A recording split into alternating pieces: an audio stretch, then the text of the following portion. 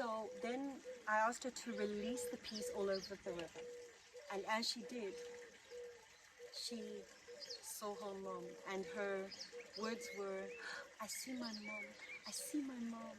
Oh my God, I see my mom.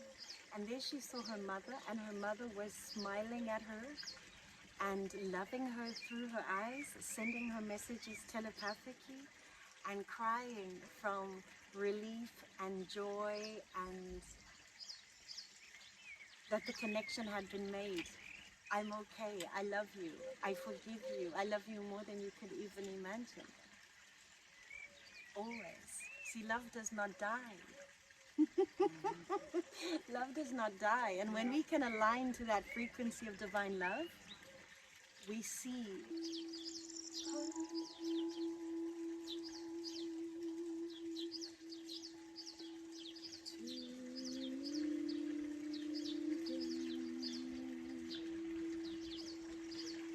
let's come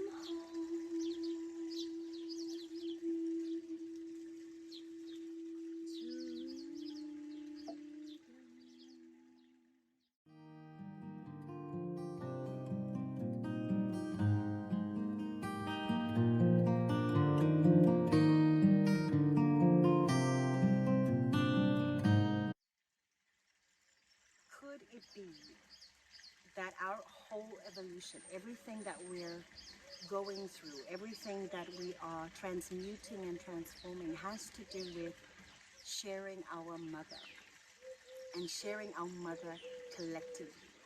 On Earth Day today, we celebrate Gaia.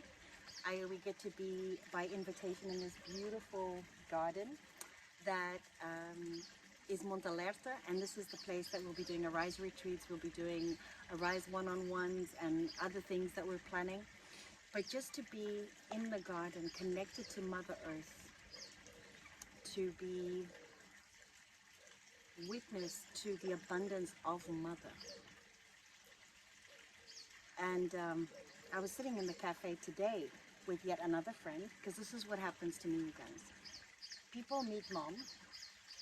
My friends, like my generation, they meet mom, and what happens, mom? I'm on their mother. She becomes mom too. They call me mom before I call them daughters. And she loves them as a daughter. And what I've seen is that everyone I bring home, they fall in love with mom. And I get it, right? I get it. But it was a journey for us, wasn't it, mom? It was. You know, I remember, because I have a sister, of course, Lola Sedalia, which we call Lola. She's in Cabo Verde and recently got married and is doing really wonderfully. But I was even jealous of Lola. I mean, I was always, as a child, I remember distinctly, like, who does mom love more? But you always said what? Love you, God. I love you, babe. And I never believed you. I was always like, how can she love us both? We are so different. We are so, you know, one was an extrovert, one was an introvert, one was an artist, the other one was not an intellect, it was an intellectual. There's all these boxes that me and my sister had been put into. We both looked at mom, it's like, how can you love us both the same? It's not possible. You kind of measure out how much you gave to one and the other. But mom was good. She kind of had a rule, right? She'd go to the store and she'd always get the same for both. That was the rule, right? Yeah. So that's fascinating because, you know, what if we need to learn to get over that childish ways of being jealous? Because each of us is different. And I got a really important wake-up call last week about the importance of sharing my mom. So this has been happening now for years, that I bring clients home, I bring friends home, and literally I've even had friends move to be closer to mom because she became their mom, you know, a nurturing presence, a motherly figure, and most of them with their mothers on the other side of the veil.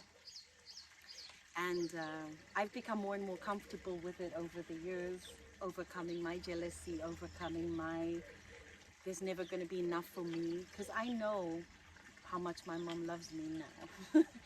But I wanted to talk about this power of us sharing mother.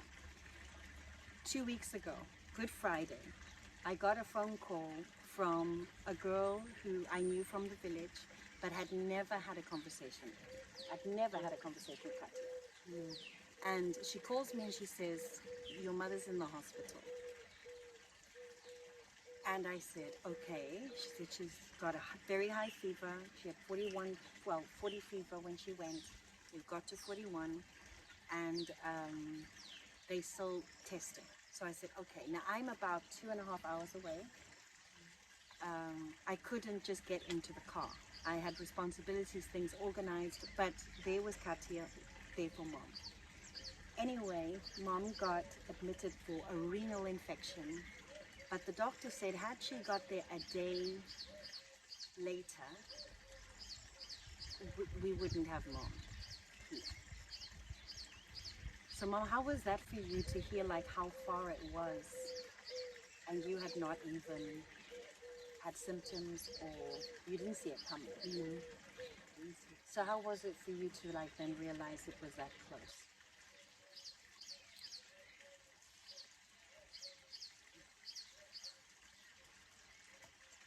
I know I had a choice.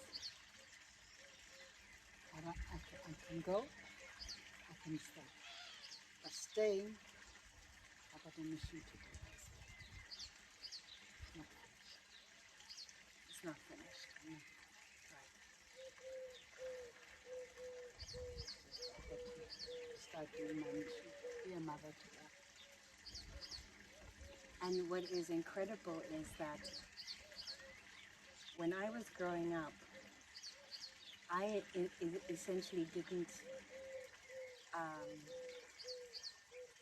in particular, think that that would be your calling, right? That's not what we would have said would be your calling, but that is your calling, and you see it through the reactions of people to you. And what was so funny is that Katia took you at death's door. You had a choice. You've chosen to come back, guys. So lucky me, but lucky us, because your mission is, I want to be a mother to all who need to be a mother. And this is what you were also being to Katia, because Katia then proceeded for 5 days while mom was in the hospital, 4 days that mom was in the hospital, to go visit her every single day, to phone me every single day to tell me exactly what was going on. And I stayed away because I knew that if I would go, first I would be able to do nothing. She was in the very capable hands of the doctors. And but also I had so much to do here, so I had to trust this girl who was doing the best she could for mom. And I was thinking, how do I pay her? How do I pay her? That was one of the things, like, how do I pay back someone who is keeping me apprised of my mother's situation, who is one of the most important people in my world, when I cannot be present? And I'm like, how can I give back to her? So mom comes out, I get word, I make way, and I go to our face around where mom lives, which is 2.5 kilometers away from where we are now in Elendesha. And I get there, and Katia was with you, and I just had relief, you know. And as I was talking to Katia, I said, what can I give you? You know, like, you've been like a sister to me. When my sister is far, when I was busy, you've been like a sister to me, a stranger who's loved my mother as I would have loved her. And she said, there's nothing you need to give me, because I didn't do it for you. I did it because I love her as my mother. Whoops, right? And yet we feel, because she gave birth to me, we feel that right, like she's mine. And you see where it plays out so subtly. And I laughed and I said, of course you did it, because you love her as your mother. And then she said, no, really, Lizette. And she proceeded to tell me about her mother, how much she loved her mother, how the mother had a stroke and passed away. But the very last conversation they had, she shared how her mother had asked her for something, and she had said, no, Mom, and kind of said, you're not supposed to have that, and got into an argument. And that was the last time they spoke. And since her passing, she had had a guilt about, you know, does her mom know that she's sorry for that, now that she's on the other side? And when she said that, I said to her, honey, if you'd like to meet your mom on the other side, that's exactly what I do. through the vibrational sound of music, I open the field of divine consciousness, and people can experience all the messages they need from their higher self, from their higher consciousness. I don't need to tell them. That's not the kind of medium that I am. This is a sovereign vessel, so I don't allow for anything to speak through or channel through, but I open up the field so that the other can receive. And what a gift that was. But she believed it straight away, right? I mean, I had a stigma for years about what it is I do. So when she received it like that, she said, "You can do that? I would love to meet my mom. I would love to see her. I would love to know, is she okay?" And have closure. So we scheduled to meet up the next day. This again in payment to my sister, who has stood in her service to my mother, and how this symbiotic relationship works, you see, of absolute abundance and everyday Eden. She shows up the next day, and we started. You know, I kind of hit the ball and opened up the field, stepped into that place of stillness of the absolute.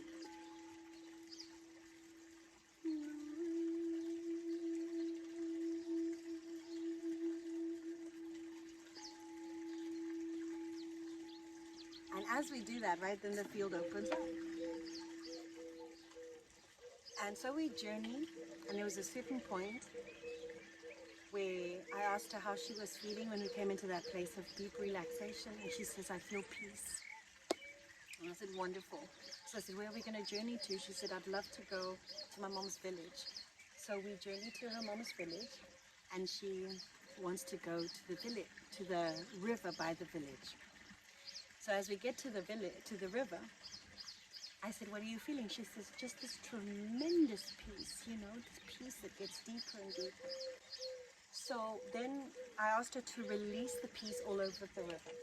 And as she did, she saw her mom, and her words were, "I see my mom, I see my mom. Oh my God, I see my mom." And there she saw her mother, and her mother was smiling at her and loving her through her eyes, sending her messages telepathically, and crying from relief and joy, and that the connection had been made. "I'm okay, I love you, I forgive you, I love you more than you could even imagine." Always. See, love does not die. Love does not die. And when we can align to that frequency of divine love, we see the benevolence and the glory of all life in all. So when she came back, I asked her about her experience, and of course she said it was so moving to see her mom, but beyond that, she experienced peace. And then she was like, "But Lizette, you don't understand. It's like I have never experienced this before." And that's quite tricky, isn't it, Mom? It is. You know, because people experience peace, and then they also come into the awareness of, my everyday normal life actually has no peace. We notice, at first we notice what it is, and then when it's revealed, it's like, wow, okay, it's not here. But that is the journey. Yeah. That is the journey. That is the journey. And you know, Mom, you say that your mission is to be a mother, and that's what Mom was like, I'm not doing my mission, but actually she is doing her mission already, because you are being a mom to Katia, to many, many others, all of the different friends and sisters, and because we are meant to be mothers and sisters with each other, you know, and we can start with our own mother. And if that's not possible because of whatever friction, I too have gone to other mothers, right? Over the years. Pastors' wives have been my mothers. Aunties have been my mothers. Teachers have been my mothers. The lady who owns this place has such beautiful Mother Gaia energy. Woman, I think that's really honoring the mother and the woman that is the mother, but also realizing she loves her daughters as much as she loves her sons, right? Yes. That's an important one. Battle of the sexes. So anyway, I think we'll keep it here. But I am so very grateful for Katya. I am so very grateful for this evolutionary process that taught me to share my mother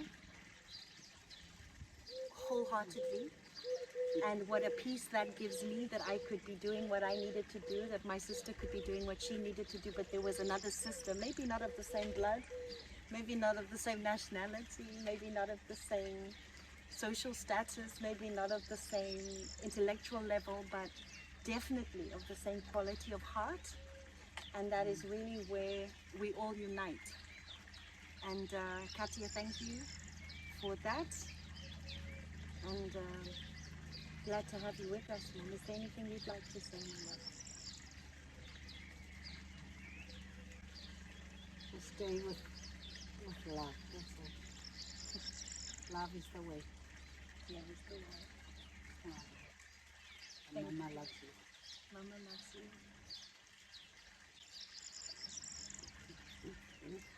Thanks for choosing to come back to us, Mommy. Yeah. And I also had peace, you know. If you had chosen to go, and I would have honored that. I would have found my peace in that, and had you as part of my team, but on you from the other side of the veil. And this is the beautiful evolution of this natural divinity, is we make peace with death, which is inevitable, but to know that even death cannot separate. Nothing can separate us from love. Nothing. So, closing this episode on Happy Mother Earth Day, just with a little song. If you'd like just to join me, take a nice deep breath in.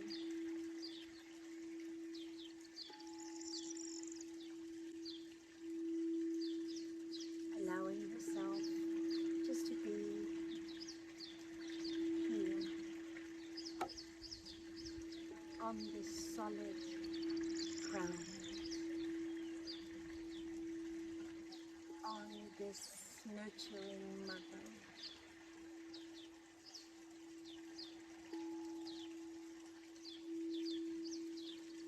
Tapping into her infinite intelligence and abundance.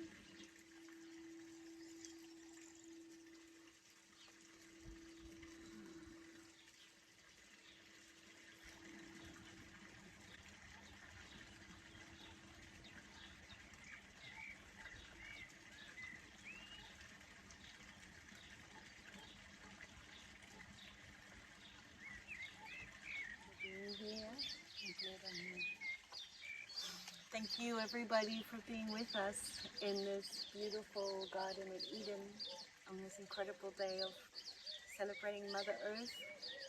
This and every day, beloveds, if we choose it. And as that channeling song came through, home, back to Eden. Coming home, back to Eden.